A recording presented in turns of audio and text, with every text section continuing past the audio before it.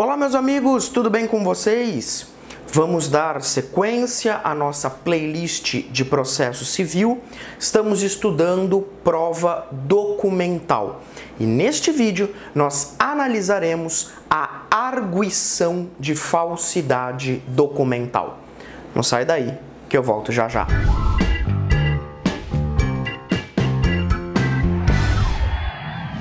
Muito bem, meus caros.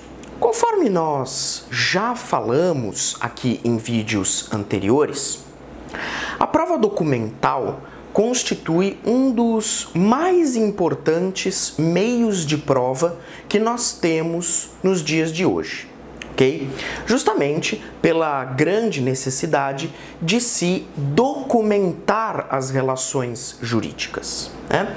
Então a prova documental ela tem uma importância inquestionável para o processo. Acontece que, em certos casos, a parte pode vir a fazer uso de um documento falso, ok? Na tentativa de burlar aí a lei, burlar o processo, tentar aí de forma ilícita se favorecer. E aí a parte contrária, ou seja, a parte contra quem o documento foi produzido, terá a oportunidade de arguir essa falsidade documental. A questão deverá ser resolvida pelo juiz e a consequência vai variar de acordo com o sistema adotado. E é exatamente nesse ponto que nós vamos aprofundar o nosso conteúdo. Vou chamar a nossa tela e vamos trabalhar. Muito bem, meus caros, então agora vamos dar uma olhada na arguição de falsidade documental. Arguição de falsidade documental. Bom, veja, quando eu tenho, eventualmente, o uso de um documento falso por uma das partes, a parte contrária, ou seja, a parte contra quem o documento foi produzido, terá algumas opções. Tudo bem? A primeira opção é arguir a falsidade documental de maneira incidental. Tudo bem? Esse é o primeiro jeito, arguir a falsidade documental de forma incidental. Quando isso for escolhido, né, quando esse sistema for escolhido, a parte poderá, na contestação, alegar a falsidade. Então, por exemplo, o autor, quando ingressou com a petição inicial, fez uso de um documento falso. Nesse caso, o réu, na contestação, pode, de forma incidental, arguir a falsidade do documento. É possível a arguição na réplica, e aí é só pensar na situação contrária. O réu, na contestação, fez uso de um documento falso e o autor, em sede de réplica, argue, né, alega essa falsidade. Tudo bem? Ou o código fornece um prazo de 15 dias. Tudo bem? O código fornece um prazo de 15 dias para a parte alegar a falsidade documental. Esses 15 dias são contados a partir da juntada aos autos do suposto documento falso. Tudo bem? Então, perceba, não foi na contestação, não foi na réplica, mas aí, eventualmente, passada a contestação, passada a réplica, uma das partes resolve juntar aos autos um documento falso. Nesse caso, abre-se um prazo de 15 dias para que a parte contrária alegue a falsidade documental. Esses 15 dias contados da juntada aos autos do documento. Tudo bem? Qual é a grande questão envolvendo a arguição incidental? O juiz do processo vai decidir se o documento é falso ou não. Só que essa decisão não produz coisa julgada material. Essa decisão não irá produzir coisa julgada material, porque a questão foi decidida em sede de incidente processual. Tudo bem? Então não há coisa julgada na decisão do juiz que decide o incidente de falsidade documental. Tudo bem? Ótimo. Agora, perceba uma coisa. Existe uma outra forma da parte arguir a falsidade documental. Repare que eu acabei de dizer para você que a decisão que decide a falsidade não vai produzir coisa julgada material. Mas vamos supor que a parte queira que a decisão produza coisa julgada. Entendeu? Vamos supor que eu queira que aquela decisão produza coisa julgada. Eu posso optar por ingressar com uma ação declaratória incidental. Aqui a coisa muda de figura. Por quê? Porque eu não vou mais alegar a falsidade como um simples e mero incidente, mas eu vou me utilizar de uma ação para arguir a falsidade. Essa ação aqui, ela vai estar dentro do mesmo processo. Tudo bem? Eu vou ter um processo e dentro desse processo eu vou ter duas ações. Vou ter o processo principal, a ação originária, por assim dizer, e vou ter uma outra ação, que é a ação declaratória incidental. Professor, mas espera um pouco. Eu me lembro que quando eu estudei processo civil pelo Código Velho, pelo Código Revogado, a ação declaratória incidental funcionava como uma modalidade de resposta do réu. E eu me lembro que assim que o CPC 2015 entrou em vigor, eu li um monte de doutrina, um monte de artigo, dizendo que a ação declaratória incidental havia sido extinta no novo CPC. E agora, como é que você vem e alega, né? Como é que você vem e me diz que a ação declaratória incidental pode ser usada para a arguição de falsidade documental?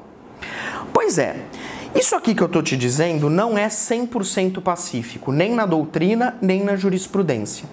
Mas existe um forte entendimento de que este seria o único caso em que a ação declaratória incidental seria possível no novo CPC. Regra geral, a ação declaratória incidental foi mesmo extinta. Só que existe aqui um resquício dessa ação, né? Digamos assim, um vestígio dessa ação, no que tange a arguição de falsidade documental. E aí, quando a parte usar essa ação declaratória, a decisão do juiz produz coisa julgada material. Produz coisa julgada material. Tudo bem? Então aqui eu tenho esse resquício, né? Repito, na ação declaratória incidental não vai haver a formação de um novo processo. Eu vou ter o mesmo processo, só que agora duas ações nesse processo. A ação principal, em que se discute efetivamente a questão, né? E uma outra ação para se discutir a arguição de falsidade documental. Tudo bem? Pois bem, agora veja uma coisa, né? Quando o juiz decidir essa ação declaratória incidental, né? O juiz vai dar uma sentença no processo e a arguição da falsidade documental, ou a própria, né, falsidade, vai constar do dispositivo da sentença. Do dispositivo da sentença. Tudo bem? Porque aqui na ação declaratória incidental, a arguição de falsidade vai ser decidida como questão principal. Então, o juiz ele vai declarar na ação se o documento é falso ou não. E aí, o juiz vai fazer isso no dispositivo da sentença. Por quê? Porque o que produz coisa julgada é o dispositivo da sentença. Volta aqui nessa tela. Aqui nesse caso, se eu vou arguir a falsidade documental como um mero incidente, não vai haver coisa julgada, porque a decisão quanto à falsidade estará na fundamentação da sentença. Estará na fundamentação da sentença. E a fundamentação da sentença não gera coisa julgada. Então, isso é um detalhe que precisa ficar muito nítido aqui. Fechou? Então, por exemplo, em sede de contestação, o réu alega falsidade documental, questão incidental.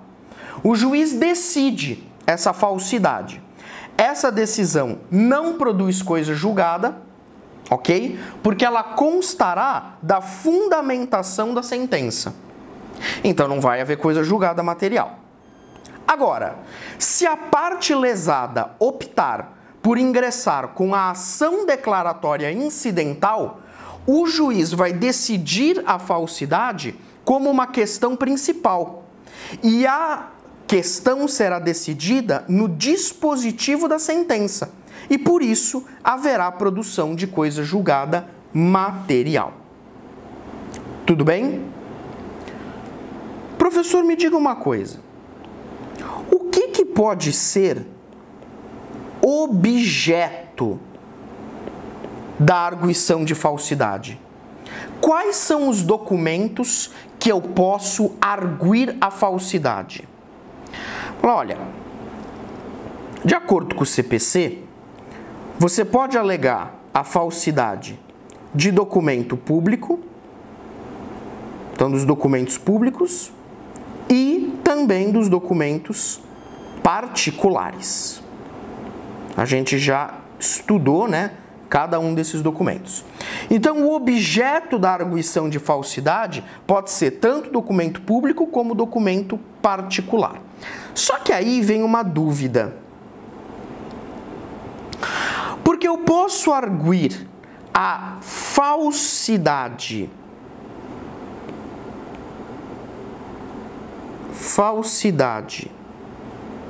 material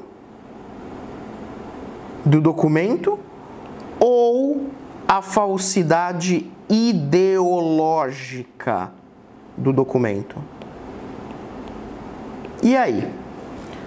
Posso arguir a falsidade material ou ideológica do documento? Aqui você tem que ter cuidado, né?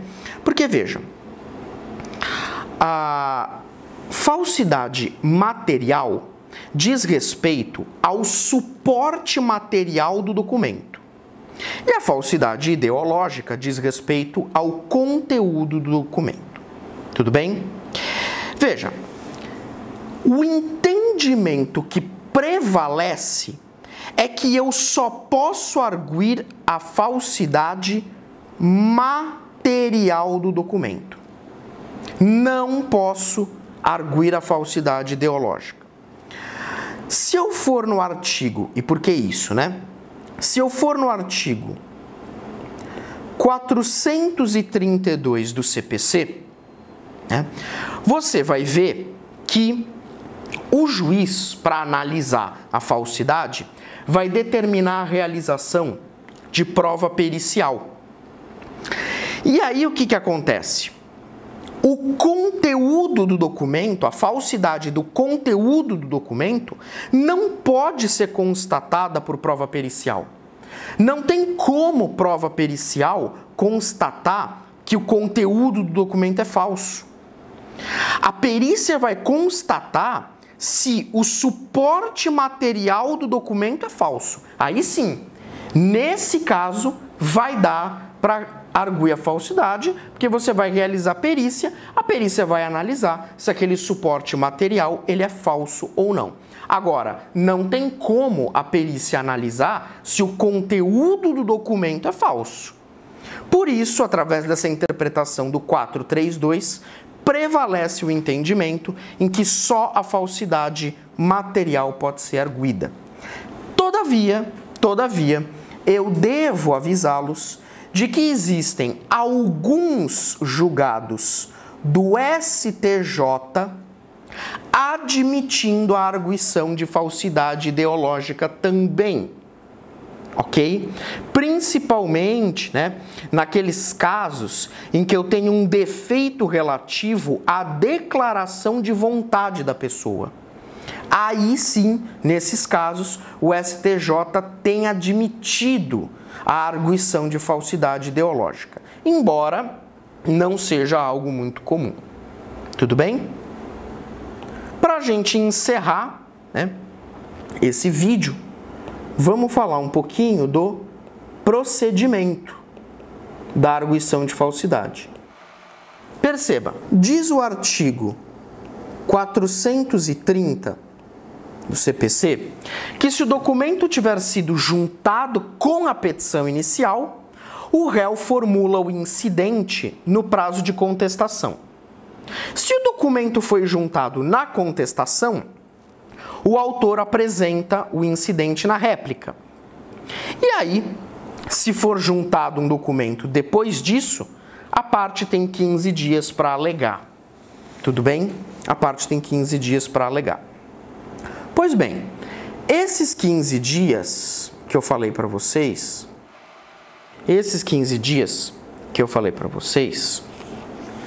são contados a partir da intimação da juntada do documento. Eu tinha dito para vocês no começo do vídeo que os 15 dias começariam a partir da data da juntada. Mas, por favor, façam essa observação. É a partir da intimação da juntada do documento. Tudo bem? Esse prazo de 15 dias, ele é um prazo preclusivo. Ou seja, perdeu o prazo, não pode mais arguir o incidente. Tudo bem? Não pode mais arguir o incidente. Muito bom. Agora, veja, se eventualmente o incidente for alegado dentro do prazo, né, aquele que suscitou vai fazer uma petição dirigida para o juiz, tudo bem? Petição dirigida para o juiz da causa, explicando os motivos pelos quais ele acredita que o documento é falso. Tudo bem? Vai fundamentar o porquê que ele acha que o documento é falso. Tudo bem? Bom, nessa petição, o sujeito ele tem que dizer se ele quer que a questão da falsidade seja analisada como uma simples questão incidental ou como questão principal, que foi aquilo que eu falei para vocês, né? Da produção da coisa julgada. Se a questão for decidida como incidente, não há coisa julgada. Se for decidida como questão principal, há. Tudo bem? Então, o suscitante, ele dirige ao juiz uma petição explicando, fundamentando as razões pelas quais ele acredita que o documento é falso, tudo bem? E explicando esses motivos e dizendo se ele quer que a questão seja desenvolvida como incidente ou como questão principal. Tudo bem? Tranquilo? Muito bem. Né? Vai haver, então, a realização de prova pericial, conforme eu havia dito para vocês, né?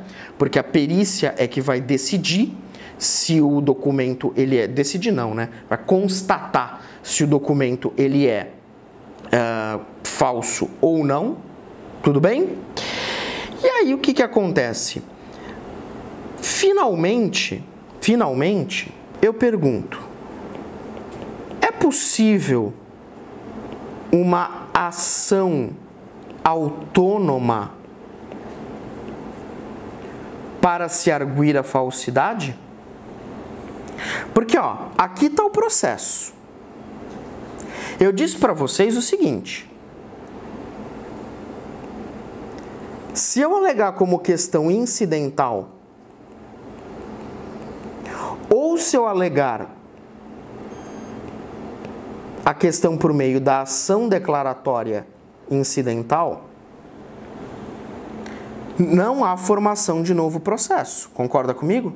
Eu vou ter duas ações, mas o processo vai ser um só. Poderia haver arguição de falsidade por meio de uma ação autônoma? E aí sim haveria a formação de um novo processo? Resposta: pode. Pode. Não há problema algum. Se a parte preferir, ela pode ingressar com uma ação autônoma para se discutir a falsidade do documento. Tudo bem? Ele vai optar por essa ação autônoma, formação de um novo processo. Então, por exemplo, imagine que a parte perdeu os 15 dias para fazer a alegação. No mesmo processo não vai mais dar para fazer, porque é um prazo preclusivo. Mas nada impede que a parte ingresse com uma ação autônoma para se discutir a falsidade. Tudo bem? Muito bem, meus caros. Então esse é o incidente de falsidade, né, documental tratado aí pelo CPC. Só para a gente encerrar, né, de fato aí o conteúdo, quando a parte suscita a arguição, né, suscita a falsidade, melhor dizendo, do documento, ela dirige a petição ao juiz da causa, fundamentando, explicando, né, o porquê que acredita-se que o documento é falso. Antes da realização de prova pericial, é bom que se diga, a parte contrária deve ser ouvida em 15 dias, tá? Então, suponha, eu argui a falsidade do documento, tudo bem? A outra parte, que supostamente juntou o documento falso, tem que ser ouvida no prazo de 15 dias, para se respeitar o contraditório. Pode ser que a parte venha nesse prazo de 15 dias e concorde em retirar dos autos o documento. Tudo bem? Isso é possível. Mas pode ser que nesse prazo de 15 dias a parte insista no documento, alegando que ele não é falso, que ele é um documento autêntico, né? Um documento verdadeiro. Aí sim nós vamos ter a realização da prova pericial para se analisar, né, a questão envolvendo a falsidade. Tudo bem? Só gostaria de fazer esse adendo, né, para que vocês não fiquem aí achando que, arguida a falsidade, a outra parte não vai ser ouvida. Ela vai ser ouvida sim. Tudo bem? Ela tem esse prazo de 15 dias para se manifestar, em que ela pode concordar com a retirada do documento dos autos ou insistir, impugnar esse incidente, né? E aí o caso será, consequentemente, levado para a perícia, que é um meio de prova, né, adequado. Existe polêmica, né, se poderia ser utilizado outro meio de prova, tá? Mas essa questão a gente não vai entrar. Tudo bem? Meus caros, então é isso. Espero que vocês tenham gostado aí do nosso vídeo sobre incidente de falsidade e próximo vídeo, se Deus quiser, a gente termina de uma vez por todas a prova documental. Até lá!